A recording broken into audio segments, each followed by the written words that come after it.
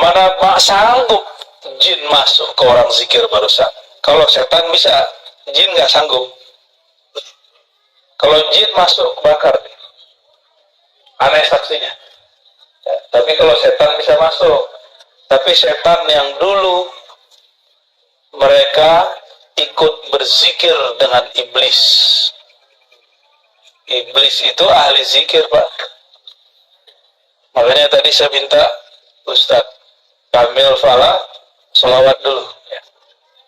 Sholawat dulu. Karena perbedaan antara zikir wali Allah dengan wali setan satu aja.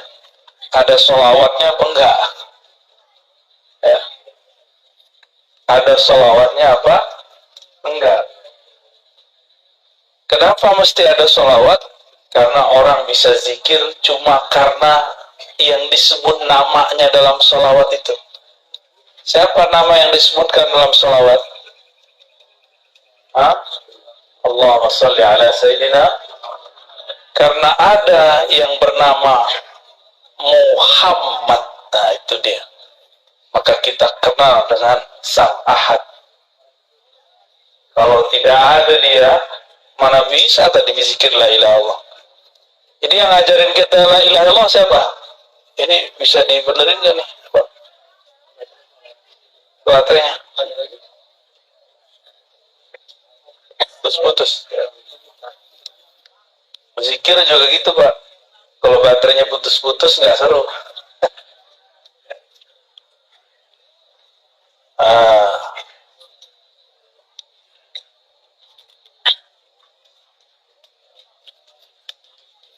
Ganti.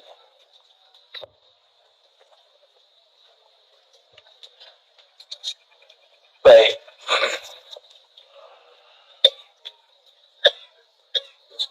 Nabi Shallallahu Alaihi Wasallam mengajarkan zikir itu dengan cara yang berbeda-beda, metode yang beragam, mulai dari metode yang panjang sampai metode yang pendek. Contohnya, beliau Shallallahu Alaihi Wasallam mengajarkan orang, maukah kamu mengamalkan sesuatu yang jika kau amalkan, maka tudrikuna man sabaqakum. Kamu akan mencapai makom orang-orang terdahulu kamu. Ternyata zikirnya biasa aja. Subhanallah 33, Alhamdulillah 33, Allahu Akbar 33, tambah la ilaha illallah. Sederhana ya, sederhana. Tapi di belakang ada kalimat penutupnya Nabi SAW. Siapa yang mengamalkan zikir ini, dia akan menjadi orang terbaik di hari kiamat, kecuali ada yang datang dengan zikir yang sama atau yang lebih baik daripada dia. Makanya zikir 33 itu cuma contoh. Ada kawan saya baru hijrah, baru tobat, tapi ikut kelompok ekstrim. Saya kerjain dia, saya tanya, di hadis zikir itu 33, kalau aneh zikir 32 gimana? Oh bid'ah itu. Kalau aneh zikir 34, 35, oh ada contoh di masa Rasul. Oh dia terjebak dengan angka. Terjebak dengan angka. Angka itu banyak. Yang disebut banyak itu kan as-salasah fa aksar, 3 lebih. Ya. Benar ya? Kalau 33, 34, 35 itu kan masuk lebih. Jadi ulama-ulama yang saklek itu mereka lupa dengan esensi zikir. Ya ayyuhallazina amanu zkurullaha dzikran katsira. Wahai orang beriman, zikirlah sebanyak-banyaknya. Namun karena kita ini otak suka ngitung, mesti dikasih batas. Maka oleh Pak Haji Maman dikasihlah zikir 5.000, ya, 11.000, 70.000, tahlil, khatam tahlil 70.000, zikir ataqah. Masih itu masih ada nih kawan-kawan amalin tuh. Ya, alhamdulillah. Itu yang punya ilmu-ilmu jelek dulu rontok tuh pakai itu tuh. Rontokin aja, jadi nggak usah dimandi-mandiin, zikirin aja tuh. 70.000 la ilaha illallah. Nggak usah belajar aneh-aneh pak, zikir aja 70.000 kali 7. Nggak perlu mau debus atau nggak perlu deh. Ilmu sihir nggak perlu deh, ilmu pelet nggak perlu. Cuma kan yakin kurang. Kalau kiai-kiai tarekat itu mereka nggak sibuk dengan ilmu kanuragan, ilmu kesaktian. Mereka sibuk dengan yang maha sakti. Makanya orang-orang tarekat nggak mempertunjukkan kesaktian. Nggak ada namanya pertunjukan debus dalam torikot. Kecuali torikot debus. Tapi torikot azkar nggak ada. Turunan dari torikot zikir, jadi seni. Ada seni tari, ada seni debus. Itu bisa. Tapi ujung dari debus, apa ujung dari debus? Bismillahirrahmanirrahim, la yadurru ma'asmihi syai'un fil ardi wala fis sama was sami. Itu ujung debus, ujung silat situ semua. Dengan nama Allah yang siapa saja bersama namanya, cukup bersama nama, cukup. Maka tiada yang merusak, tiada yang menyakiti engkau baik di langit ataupun di bumi. Itu kalau kita ma'asmihi, belum di dalam nama, baru bersama nama. Kalau kita sudah di dalam nama gimana?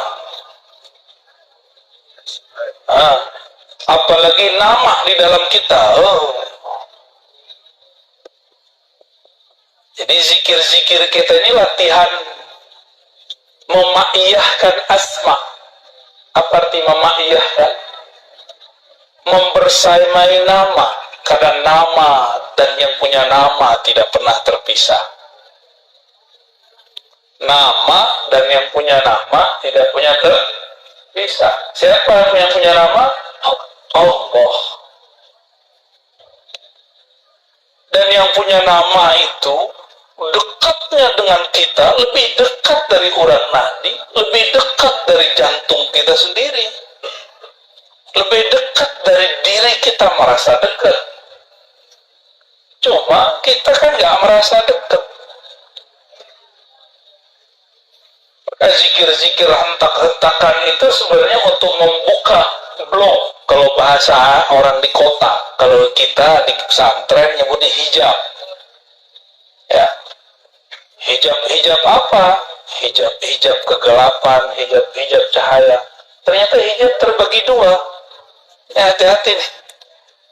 Hijab artinya penghalang kita kepada Allah. Kenapa nih beberapa orang bingung, nih zikir apa sih? Kok bentak-bentak Allah sih? Nah, itu dia kehijab makalnya. Allah kan nggak budak, ngapain zikir keras-keras? Yang budak bukan Allah, ente yang budak. Orang udah zikir dari tadi, ente masih mikir aja. Ya. Budak tuh akal itu. Orang udah asik nyebut nama Allah, tadi masih mikir. Telinganya pada segede itu, sampingnya orang udah zikrullah, masih aja nanya. Ya, itu hijab Pak, hijab akal itu. Apalagi yang sok-sok modern hari gini. Iya, hari gini ya salah. Tapi kan ada menu khafi ya, kan ada menu jahar, ada menu khafi. Yang nggak senang zikir keras, zikir lembut aja. Wah, asik juga itu.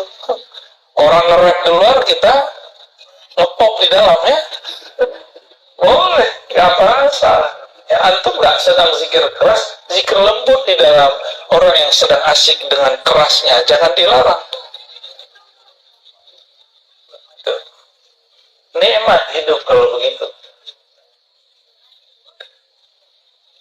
Kalau zikir tadi pejam mata nggak? Atau pada menontonin orang? Ya. Kalau mau menikmati zikrullah, mulai dari pejam mata. Karena mata ini hijab, ini penghalang. Penghalang yang membuat kita tidak bisa merasakan getaran nama. Ya, maka perlu dipejam. Supaya ketika awal-awal betul perlu diambil dari pusar, ditarik ke ubun-ubun, ke bawah kanan, hujam ke kolbu. Itu awal-awal. Kalau udah kenceng zikirnya di kolbu aja, nggak usah keluar-keluar, toh kepalanya kemana-mana. Capek tukang pijitnya. Ya, kalau sudah kenceng cuma di kolbu Allah ya. Jadi nggak usah kemana-mana, kepalanya nggak usah di situ aja. Ya. Itu kan cuma metode jalan zikir. Kalau sudah sampai di tujuannya, jangan balik lagi. Itu namanya debat kusir. Ya, bolak-balik.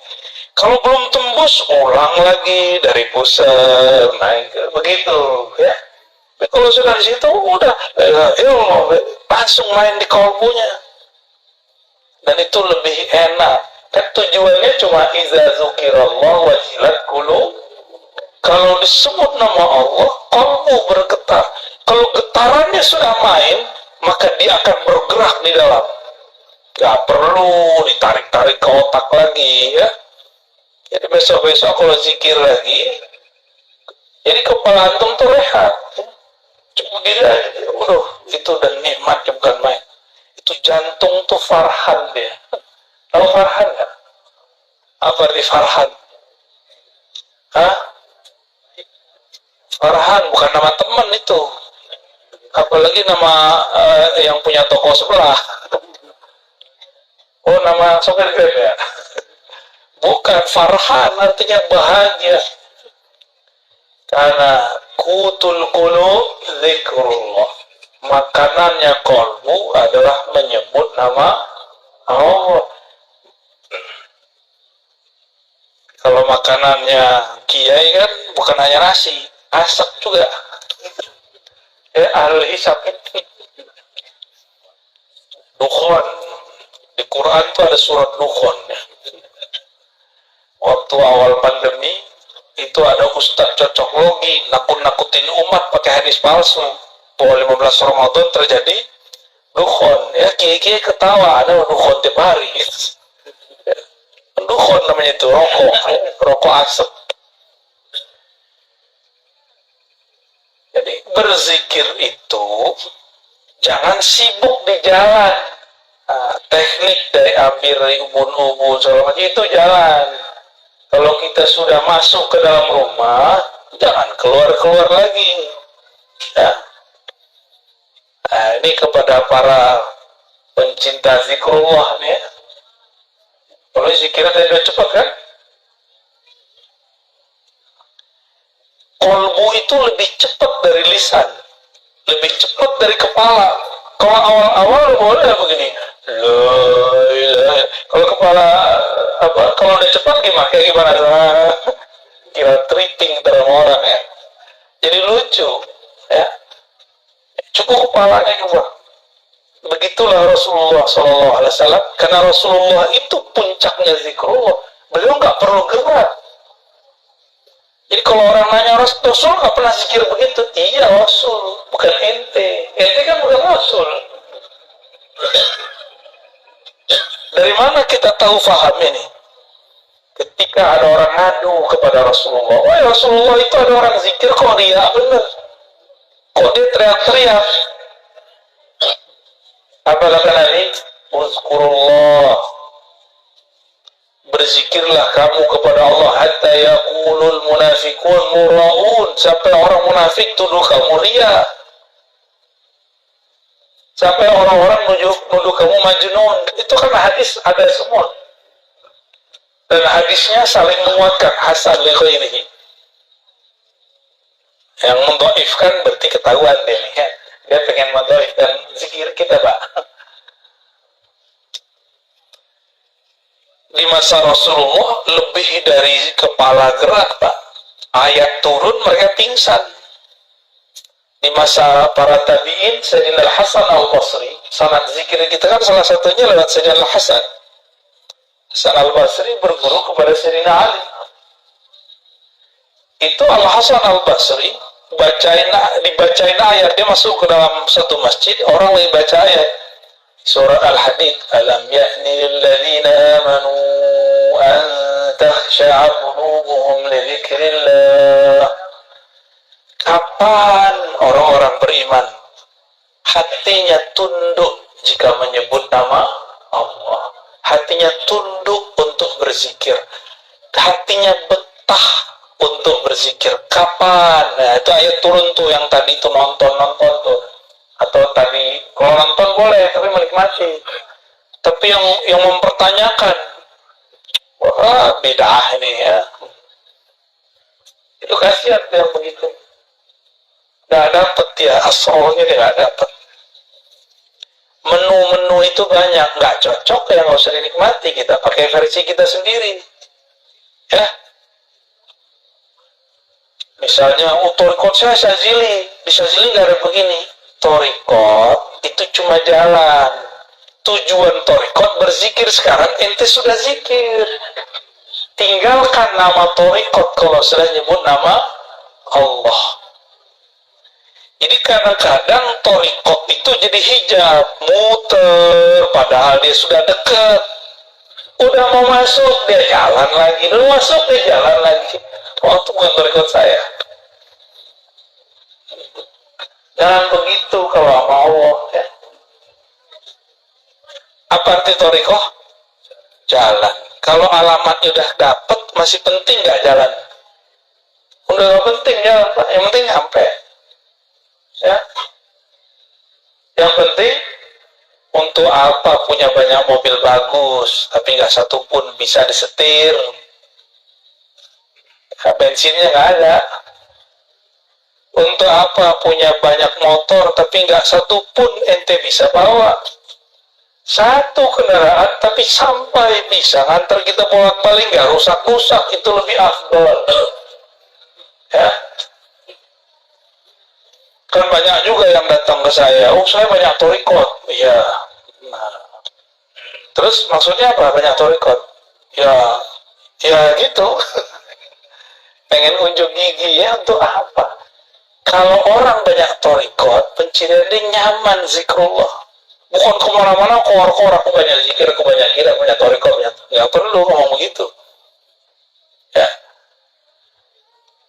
Bapak Ibu yang melakukan Allah, di saat orang-orang berzikir la ilaha illallah, di saat itu jika lisannya bersamaan dengan jiwanya, di satu makom nih, lisannya sama dengan jiwanya, jiwa lain dengan kolbu, jiwa itu nafs, jiwanya bisa dikendaliin, maka jiwanya langsung menjadi mutmain.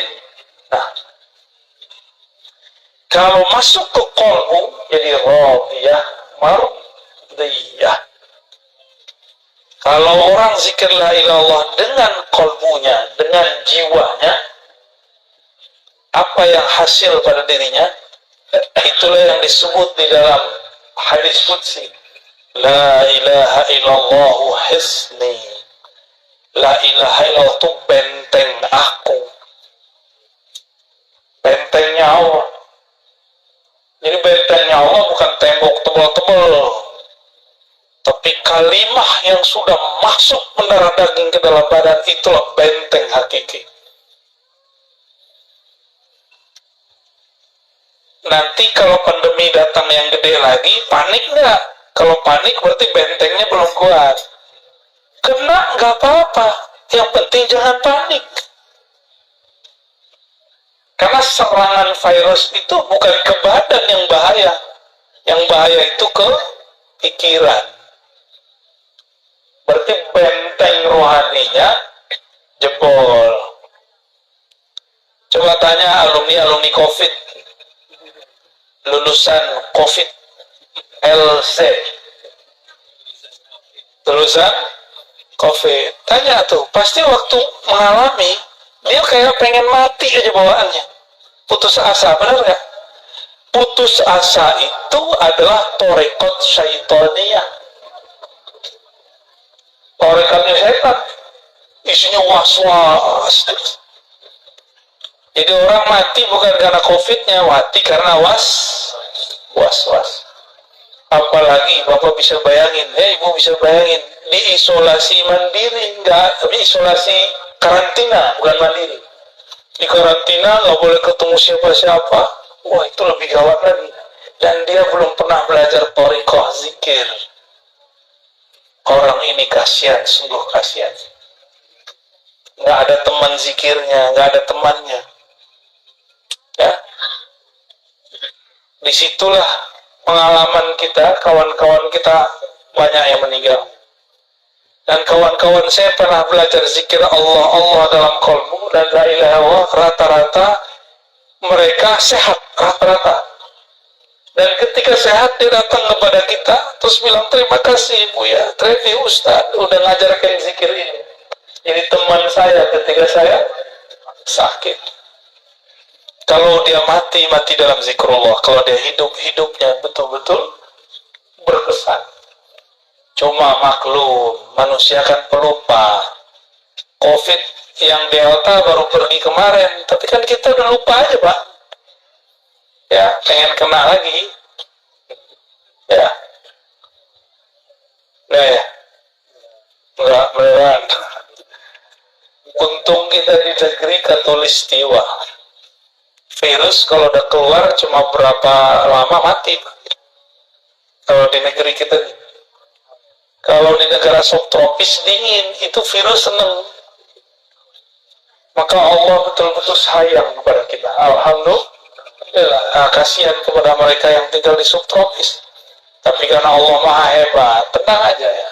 Mereka Allah akan setting tubuhnya dan sesuai dengan kondisinya. Jadi apa yang terjadi pada diri manusia saat dia baca la ilaha illallah? Dia sedang membangun benteng ilahiyah, al-hisn al-ilahi, benteng-benteng keilahian. Kalau udah begitu, udah dapat zikrullah, kok masih belajar zikir khadam? Kok masih doyan sama raja, itu aneh. Udah dapat afdol zikri, masih cari yang tidak afdol. Itu orang bloon atau orang oon? Hah? Sama aja ya. Afdol zikri la ilaha illallah. La ilaha illallah hisni, la ilaha itu paling tinggi, disebut bentengnya Allah. Terus antum masih cari jimat. Masih cari jimat. Ya. Itu jimat masuk sini ngikut deh. Tulisan Raja Antum kan dari nama Allah. Itu nama Allah ngikut la ilaha illallah dia. Masuk ke sini gak bekerja dia. Kan berzikir. Gak kerja dia di sini. Cobain aja. Cobain masing-masing. Gak akan bekerja. Kita ini kan ngikut kata orang nih raja berkah. Kata orang repot. Ya.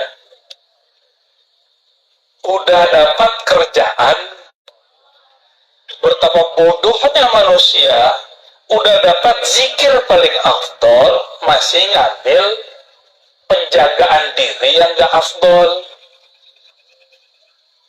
Jadi kalau digabung nih dua hadis ini, afdol zikri la ilaha illallah, zikir paling tinggi la ilaha illallah, la ilaha illallah adalah hisni, adalah benteng. Kalau digabung gimana?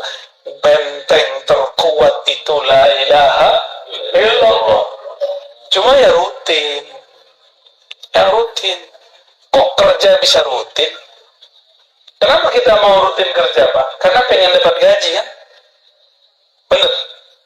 Kenapa nih bapak-bapak ini mau rajin kerja di sawah, di ladang, dagang, di kantor, buruh?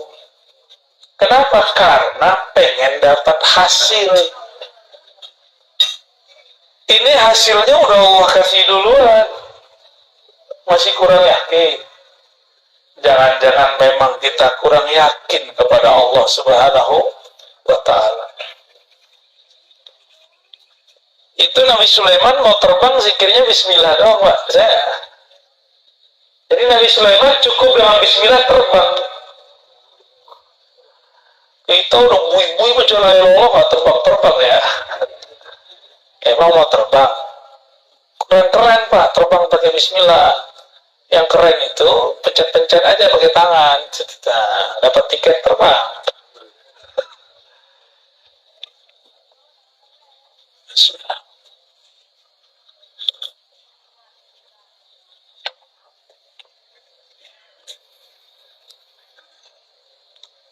Jadi zikrullah, ada 3 yang mau saya sebutkan.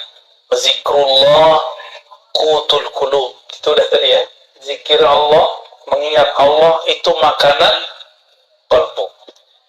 Bapak Ibu nggak makan seharian, lemes nggak? Itulah nasib orang nggak zikir seharian. Udah dikasih talqin sama Pak Haji Maman, nggak dipakai. Mau antum kiai 1000 kali kiai yang ngaruh.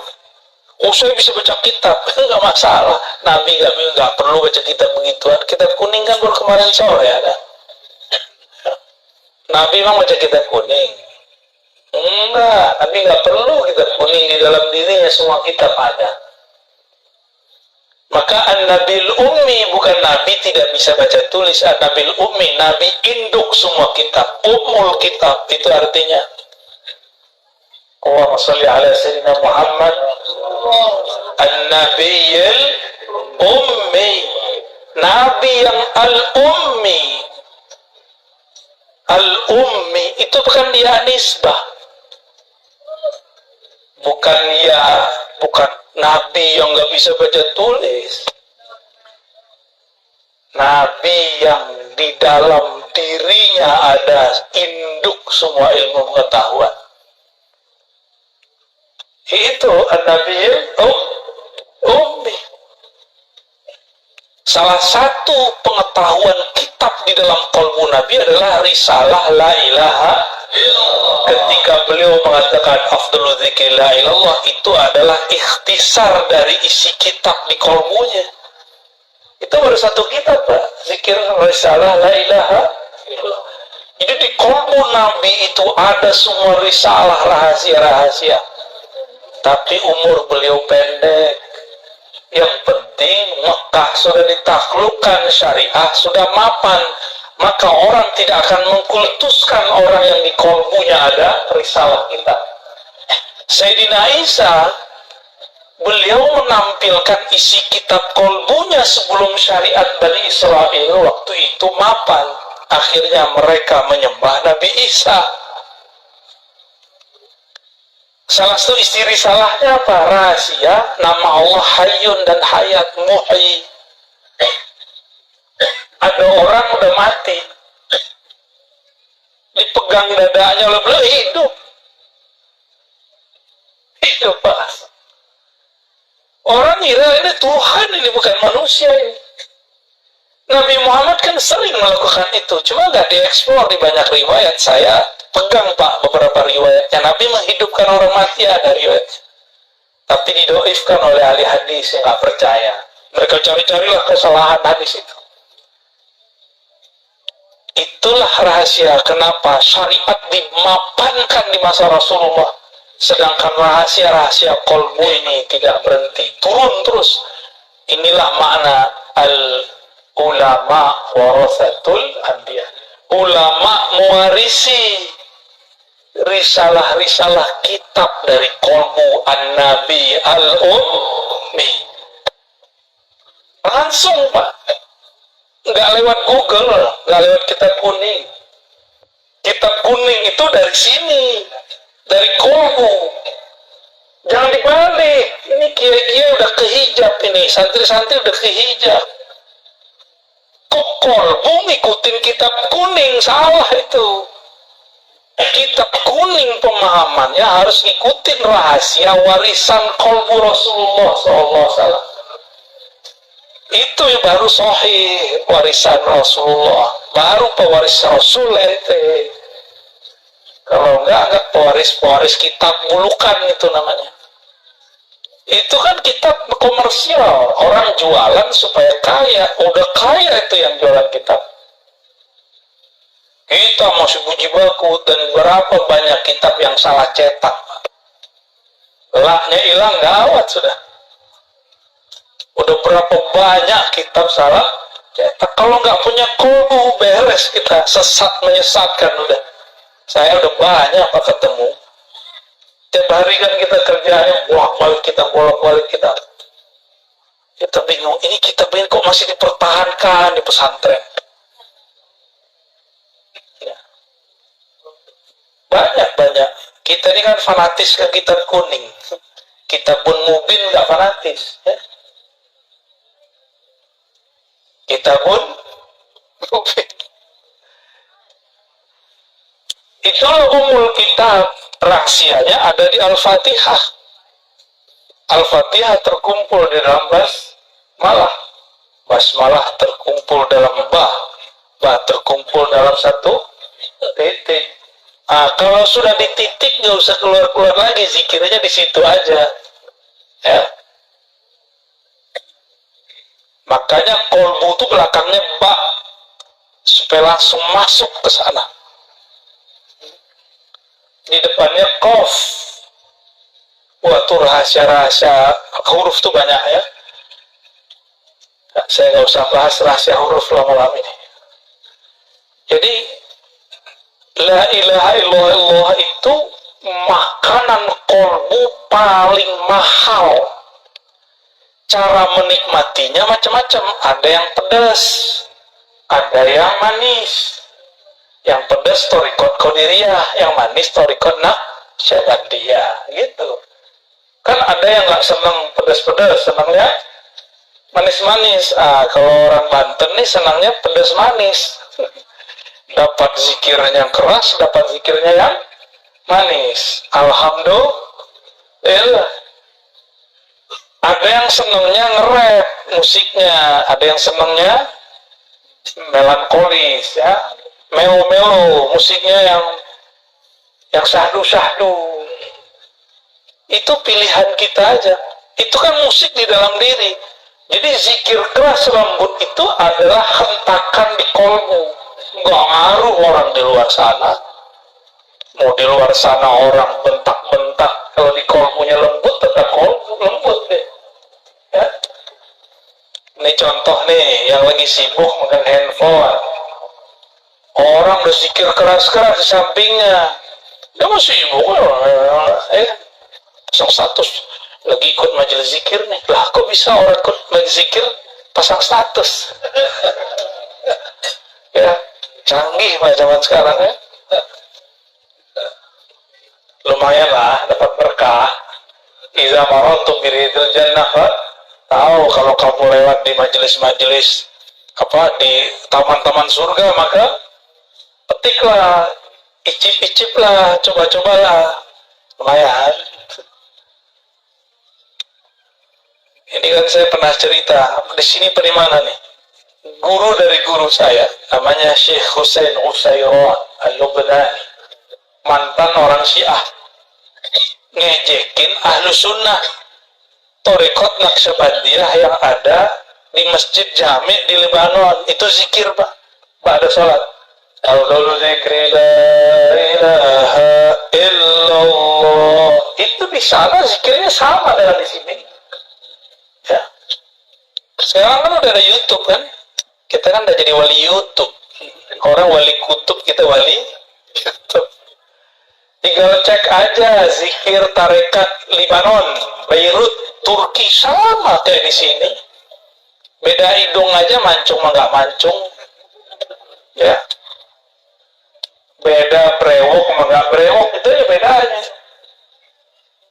Selebihnya sama, metodenya sama. Bahkan tarekat Syaziliyah di sana zikirnya kayak di sini. Baru Syaziliyah, ternyata Syazili Al-Qadiri.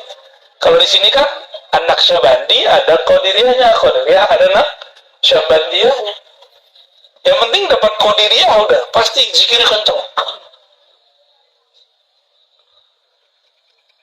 Ini orang Syiah mau main-main, main-main ikut goyang-goyang pala. Masuklah dia langkahilah itu bahu-bahu orang yang sedang getaran zikirnya lagi dahsyat. Duduk di tengah. Padahal itu porosnya zikrullah.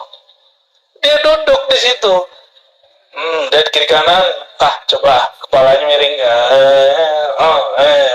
Dia coba pejam matanya, kepalanya pertama ke kanan. La ilaha. Pas illallah hanyut. Terbawa arus karena dia di dalamnya kosong. Hanyut, hilang benar. Tiba-tiba dia bangun, dia lihat kok nggak ada orang zikir. Ternyata dia masuk ke alam barzakh. Dia mati suri sesaat. Datang malaikat munkar nakir, mendobuka, nggak bisa jawab, lepotan, digambar-gambar, disiksa. Udah lama, udah rasanya ribuan tahun, terjadi kiamat, dibangkitkan, lebih kaget lagi. Sampai kemudian di mizan, ditimbang, dihisab. Salah satu hisab dia ngejek orang zikir. Pas masuk ke sirat jatuh, pas jatuh bangun deh lah. Orang-orang baru selesai kayak tadi, la ilaha illallah Muhammadur Rasulullah, baru selesai. Karena Muhammad Rasulullah itu narik dia keluar lagi. Jadi apa? Ini guru ahli hadis di hari hayatnya. Tadinya Syiah benci sahabat Nabi, jadi pencinta sahabat Nabi. Tadinya nggak hafal Alfiyah, pengen belajar hadis, kata gurunya, ente kalau mau belajar hadis harus kuat bahasa. Untuk kelas kamu harus kuat Alfiyahnya atau jurumnya. Dia pilihlah Alfiyah, 6 bulan dihafal. Berangkat pagi dihafal 2 bait, pulang dihafal 2 bait, malam dia setoran. 6 bulan khatam. Ditalkinlah zikir Naqsyabandiyah, zikir Syaziliyah, zikir Qadiriyah, menjadi mursyid agung di tanah Syam. Namanya Syekh Husain Husairan. Saya ketemu murid beliau. Orang-orang yang sudah punya benteng itu nggak ke bawah, Pak, itu hebatnya. Jadi kenapa antum ini sudah nggak larut? Karena sudah ada benteng di dalam kolbunya. Kalau nggak lewat pingsan-pingsan semua pasti. Saya kan ngalami hal yang sama waktu kecil.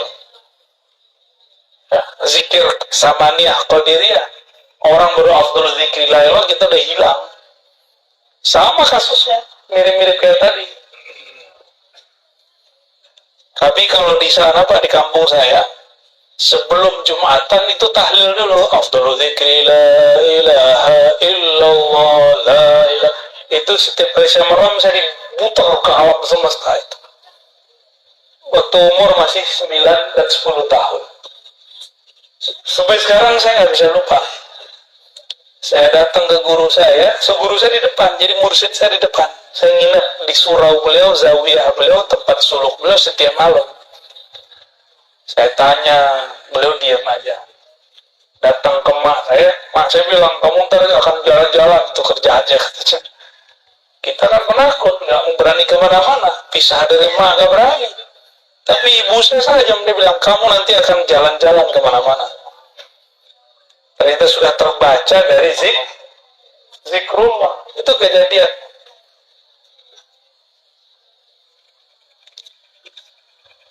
Maka la ilaha illallah itu sayrus salikin. La ilaha illallah itu adalah hiburan jalan-jalannya para salik. Jadi walaupun kita ini coba orang-orang yang sudah menikmati zikrullah, ajak dia jalan-jalan, dia kurang nggak menikmati benar. Tapi kalau dia ke kuburan, pesantren, ziarah ke kiai, itu dia baru seneng. Diajak ke puncak, dia mikir, bagus di tempat gua kali. Ya, bapak ini diajak ke puncak Bogor, gimana ngomongnya? Bagusnya di mana? Bagusnya di sini kan? Sono udah macet, Pak. Gunungnya sih masih bagus, ke sononya 3 jam. bukan tutup.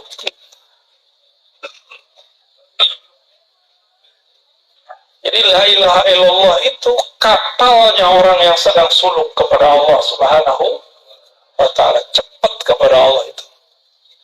Ya. Tapi supaya tidak lupa jalan pulang, mesti bersolawat. Wajib solawat. Karena kalau nggak ada solawat, kita nggak bisa baca la ilaha illallah. Inna allaha malaikatahu yusalluna ala nabi. Ya ayyuhalladzina amanu sallu alaihi wasallimu taslima. Karena Allah bersolawat, kita malu kepadanya, maka kita solawat juga. Saya mau tanya, solawatnya Allah apa?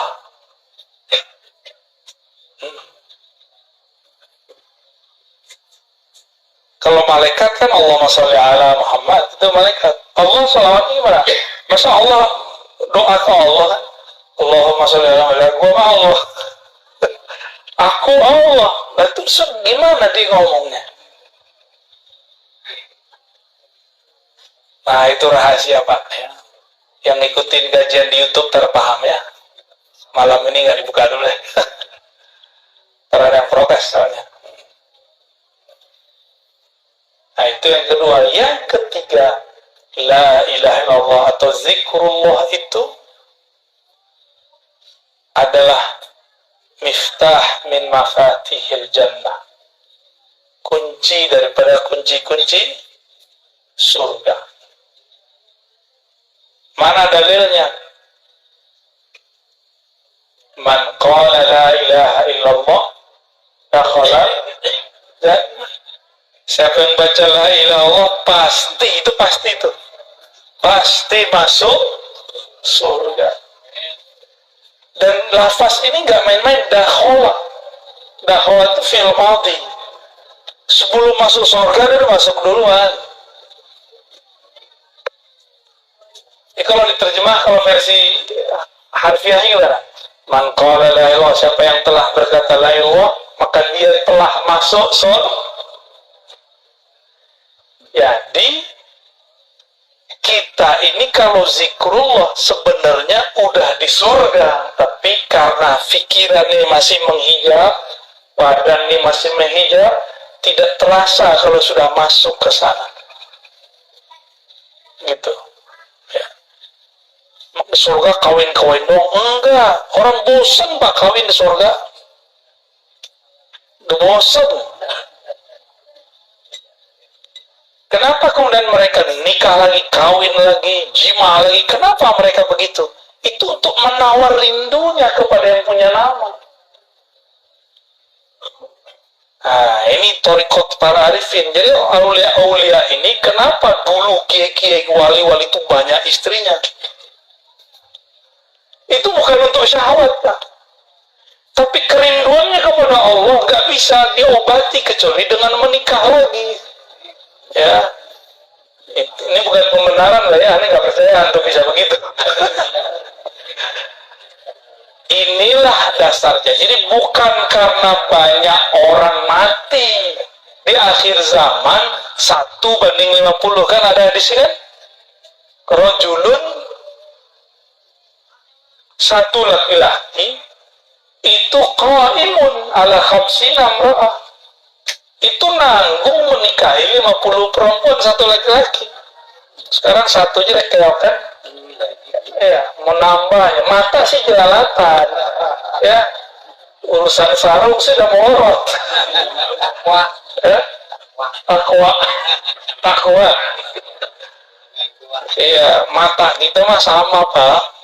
Mata saya, mata Bapak beda. Yang beda kan sarung ya. Itu paham ya Cok? Belum paham dari mualaf.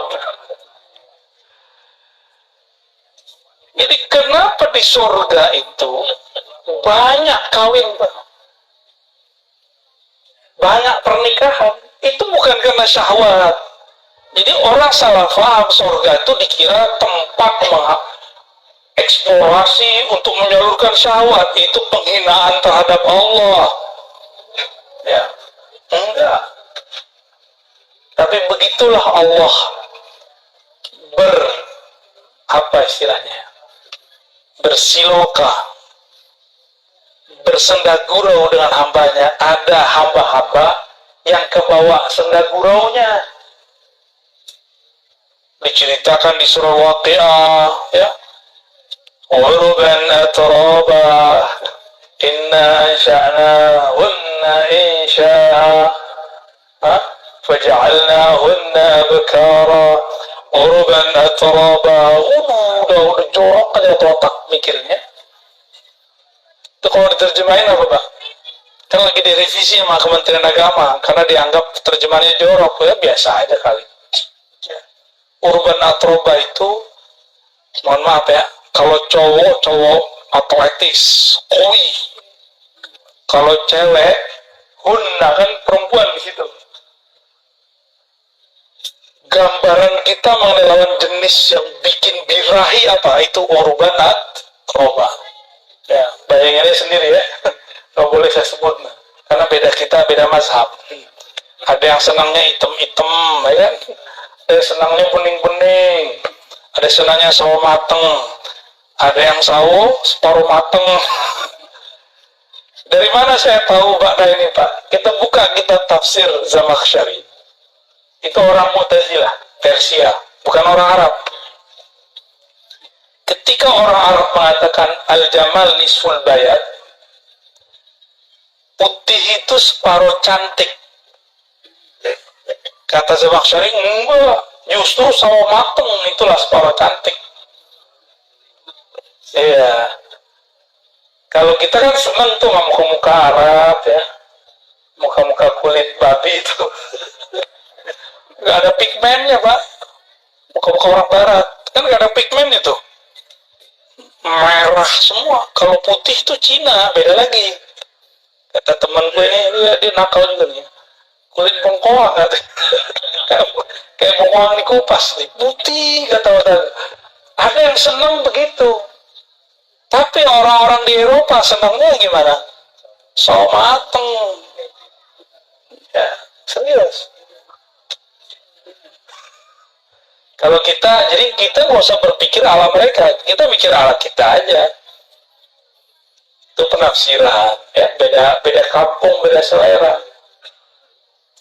Tapi semua itu bukan untuk nafsu, bukan. Di sorga itu disebutkan nikmat berhubungan badan semikian rupa, bukanlah untuk badan itu sendiri, tapi untuk mengalihkan kerinduan.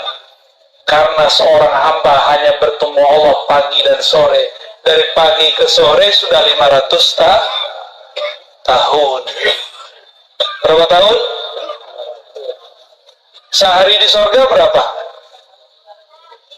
Sehari semalam di surga berapa tahun kita? 1000. Pagi sampai sore bagi 2 aja.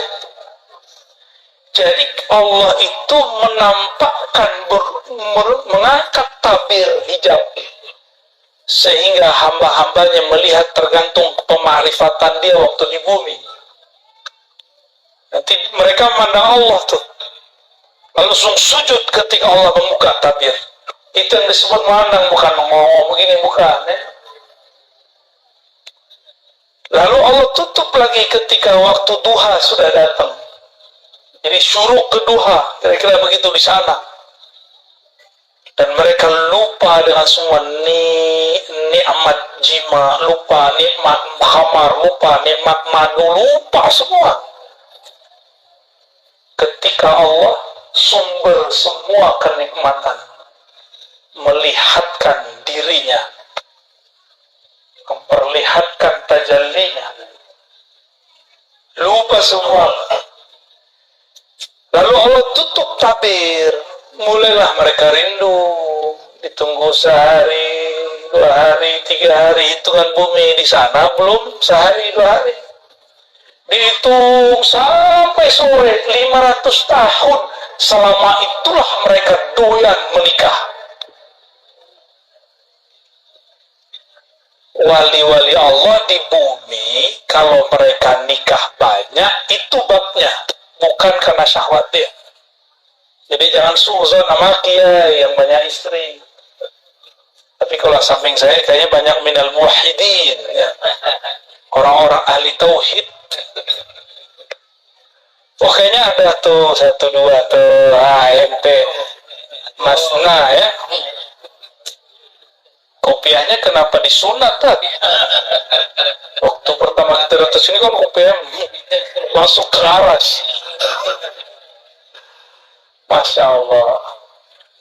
Gitu-gitu dua. Antum berapa? Jomblo. Bagi-bagi lah, tuh jomblo tuh, sampai antum tuh. Ya, hijabnya fa'in khiftum, khiftum hijabnya. Bukan la ta'dilu, belum nyoba udah bilang la ta'dilu ya. Belum nyoba udah bilang gak adil ya. Nah, kalau Ustaz itu dia hijab khaufnya hilang gitu. La khaufun alaihim wa lahum yahzanun. Maaf tadi ya. Ini rahasia kenapa para aulia itu dulu mereka ada yang menempuh jalan seperti itu. Ya. Mau tahu zuriatnya Nabi Sayyidina Al-Husain, istrinya berapa tuh kan? 80 di satu riwayat. Itu bukan pembenaran kan? Besok antum 80, mana yang bisa lain? Sayyidina Al-Husain 80 istrinya. Beliau ternyata Al-Qutub, Al-Ghaus di zamannya, wali paling mabuk di zamannya. Dan itu bisa dibunuh. Jadi di zaman itu berkata Ibnu Abbas, seandainya aku buka satu ayat saja rahasianya, kalian akan bunuh aku. Laqataltumuni.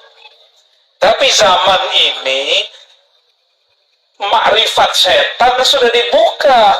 Masa kita nggak buka makrifat ilahiyah? Kalau nggak kalah kita, Mbak. Jadi jangan kolot lagi. Berani buka-buka asrar di YouTube lah, kan YouTube buka-buka sendiri, kan bukan saya yang buka.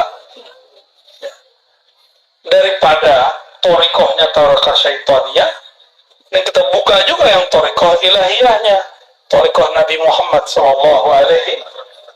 Metodologi kewahyuan, kok wahyu bisa terjadi? Apa beda ummi versi ahli riwayat dan ummi versi ahli hakikat? Itu tadi tuh versi ahli hakikat tuh. Di kolbu Nabi ada semua kitab. Maka wali-wali Allah yang asli itu pura-pura bego aja badan kita. Aslinya dia alim. Dia tinggal minta keperluan, nyambatnya di alam sana, bukan di alam sini. Kan kita punya ilmu nyambat. Tapi yang nyambatnya ilmu monyet. Sih, begini sih lah. Kalau mau nyambat ilmu jangan yang rendahan. Itu namanya ulaika kal an'am. Kalau mau nyambat ilmu langit,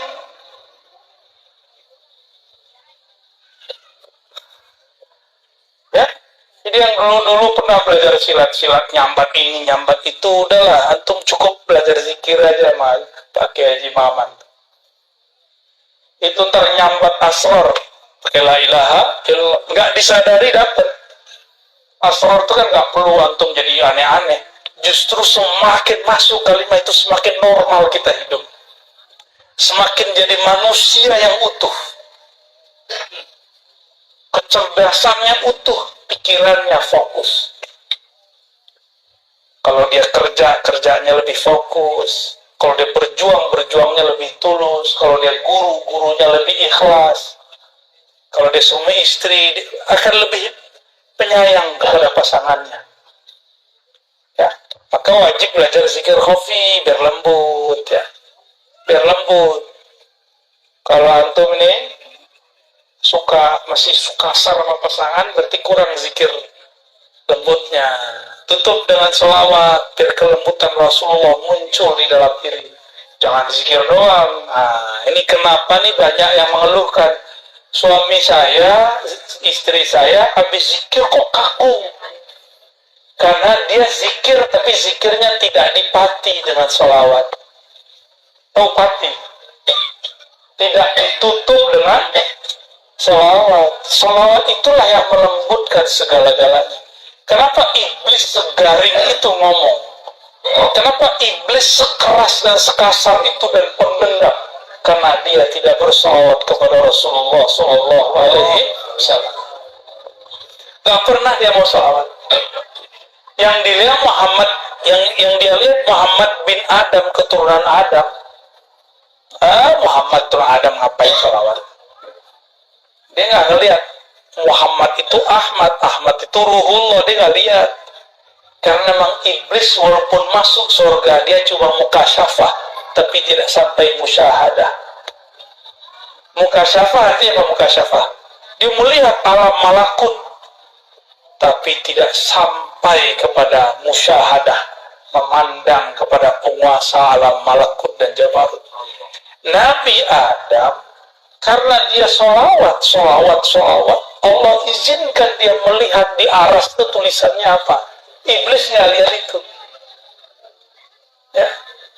Itulah yang jadi mahar sekarang mengalir di tubuh kita semua. Itu sebabnya kalau benar nih umat Rasulullah pasti rindu sama Rasul. Solawat pasti bergetar ini. Bulu romanya berdiri awal-awal solawat. Ya. Kalau benar nih air matanya bisa berlinang kalau sebut nama Rasulullah dalam solawat. Pasti.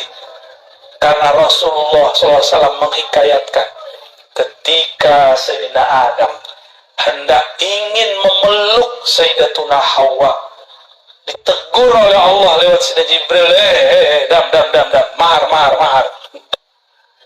Pegang-pegang aja. Ya. Oh, boleh. Kata Sayyidina Jibril. Ya, terus maharnya apa? Tanpa diajar oleh Jibril, Nabi Adam sudah ngerti duluan. Ternyata Jibril belum melihat yang dilihat oleh Nabi Adam. Wajar Nabi Adam jadi rektor, Pak. Jadi kiai di surga. Nabi Adam Allah izinkan kolbunya memandang kepada arsy Allah. Lewat ruh murninya.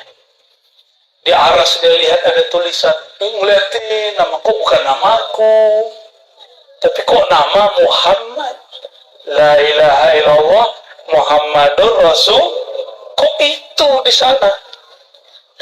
Itu hadisnya ada di riwayat Imam Hakim, hadisnya sahih. Yang mendhaifkan pasti nggak senang sama ilmu ini. Hadisnya sahih itu, benar hadisnya. Maka beliau mengatakan Allahumma salli ala Muhammad al-maktub ismuhu fi arshika al-azim. Kira-kira begitu kalau dibahasakan secara bebas. Ya Allah, kirimkan salamku, hormatku, takzimku kepada nama yang tertulis di arasmu, yaitu Muhammad. Oh, ternyata itu mahar paling tinggi di alam semesta. Tapi nanti Ustadz jangan pakai mahar itu kalau mau nikah lagi. Karena istrinya nggak ngelihat itu. Kalau istrinya lagi itu cukup itu.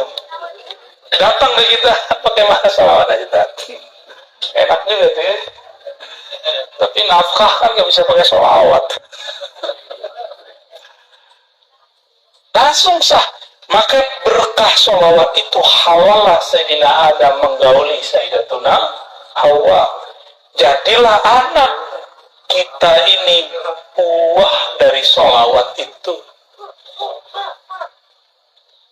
Ya, jadi kita ini buah dari sholawat.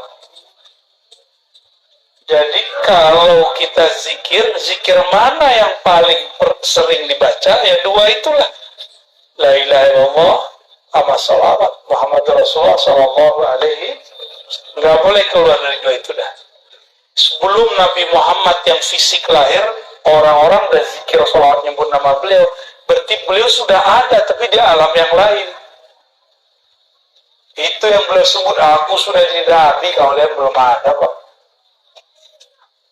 Jibril aja belum ada, Nabi sudah ada. Pantas nggak Jibril jadi gurunya Nabi Muhammad? Kalau di sana sorikot kita kan gitu, an Sayyidina Muhammad SAW, an Jibril, itu masalah Quran. Tapi aslinya nggak begitu. Justru Jibril yang mengambil dari kolbu Nabi Muhammad SAW. Tapi zohirnya ahlu riwayat menyebutkan Nabi Muhammad dari Jibril. Mungkin nggak Jibril lebih tinggi dari Nabi? Jibril nggak bisa tembus ke aras, Pak. Nabi tembus ke aras. Benar nggak? Ini kan bentar lagi bulan Mi'raj nih. Benar nggak? Nabi Muhammad diundang Allah ke atas aras tertingginya. Sedangkan malaikat Jibril nggak sanggup. Kalau dia naik kebakar, dia habis, hancur, dia nggak ada lagi jejak dari alam semesta. Nabi Muhammad bulunya nggak ada satupun yang rontok. Nggak ada satupun yang rontok. Jibril yang sakti itu, kalau naik kebakar, habis dia. Mana yang lebih sakti? Maka satu rambut Rasulullah afdal min Sayyidina Jibril.